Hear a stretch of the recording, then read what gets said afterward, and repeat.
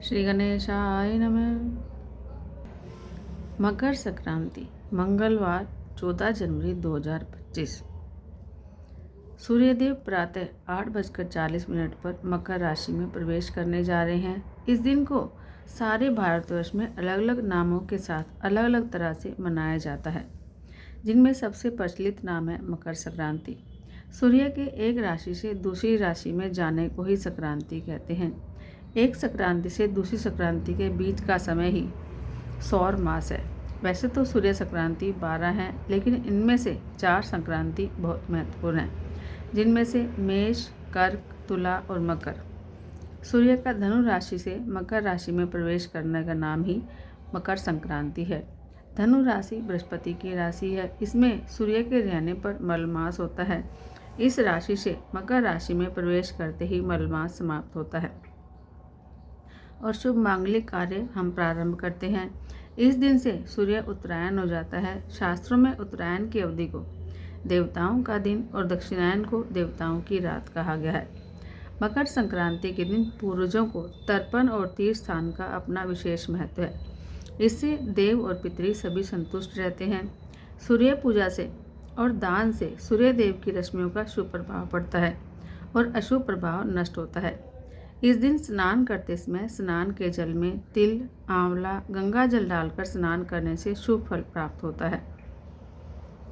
मकर संक्रांति का दूसरा नाम उत्तरायण भी है, क्योंकि इसी दिन से सूर्य उत्तर की तरफ चलना प्रारंभ करते हैं।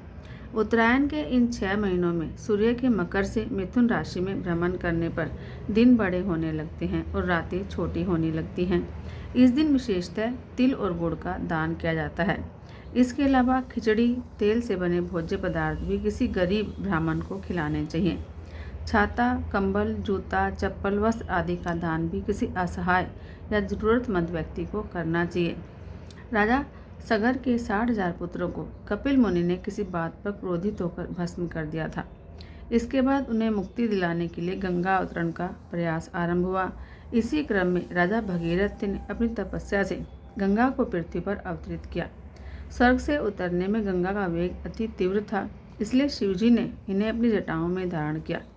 फिर शिव ने अपनी जटा में से एक धारा को मुक्त किया। अब भागीरथ उनके आगे आगे और गंगा उनके पीछे पीछे चलने लगी। इस प्रकार गंगा गंगोत्री से प्रारंभ होकर हरिद्वार, प्रयाग होते हुए कपिल मुनि के आश्रम पहुंची। यहाँ जाकर सगर के पुत्रों का उद्धार हुआ। यही आश्रम अब गंगा सागर तीर्थ के नाम से जाना जाता है। मकर संक्रांति के दिन ही राजा भगीरथ ने अपने पुरखों का तर्पण कर तीर्थ स्नान किया था। इसी कारण गंगा सागर में मकर संक्रांति के दिन स्नान और दर्शन को मोक्षदायक माना जाता है। भीष्म पितामह को इच्छा मृत्यु का वरदान था, इसलिए उन्होंने सरसैया पर लेटे हुए दक्षिणायन के बीतने का इंतजार किया और उत्तरायण में अपनी देह का त्याग किया। उत्तरायण काल में ही सभी देवी देवताओं की प्राण प्रतिष्ठा शुभ मानी जाती है। धर्म सिंधु के अनुसार मकर संक्रांति का पुण्यकाल संक्रांति समय से 16 घटी पहले और 40 घटी बाद तक माना जाता है।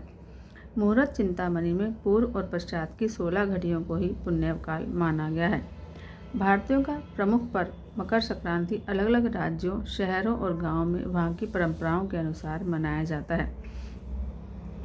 इसी दिन से अलग अलग राज्यों में गंगा नदी के किनारे माघ मेला या गंगा स्नान का आयोजन किया जाता है। कुंभ के पहले स्नान की शुरुआत भी इसी दिन से होती है। मकर संक्रांति त्यौहार विभिन्न राज्यों में अलग अलग नाम से मनाया जाता है। उत्तर प्रदेश में इसे खिचड़ी पर्व कहते हैं। सूर्य की पूजा करते हैं। चावल और दाल की खिचड़ी खाई और दान की जाती है।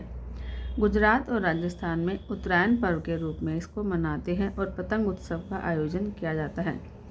आंध्र प्रदेश में संक्रांति के नाम से 3 दिन का पर्व मनाया जाता है। तमिलनाडु में किसानों का एक प्रमुख पर्व पोंगल के नाम से मनाया जाता है। घी में दाल चावल की खिचड़ी पकाई और खिलाई जाती है। महाराष्ट्र के लोग गज्जक और तिल के लड्डू खाते हैं और एक दूसरे को भेंट देकर शुभकामनाएं देते हैं। पश्चिम बंगाल में हुगली नदी पर गंगा सागर मेले का आयोजन किया जाता है। असम में भोगली बिहू के नाम से इस पर्व को मनाया जाता है। पंजाब में एक दिन पहले लोहड़ी पर्व के रूप में मनाया जाता है। धूमधाम के साथ समारोह का आयोजन किया जाता है।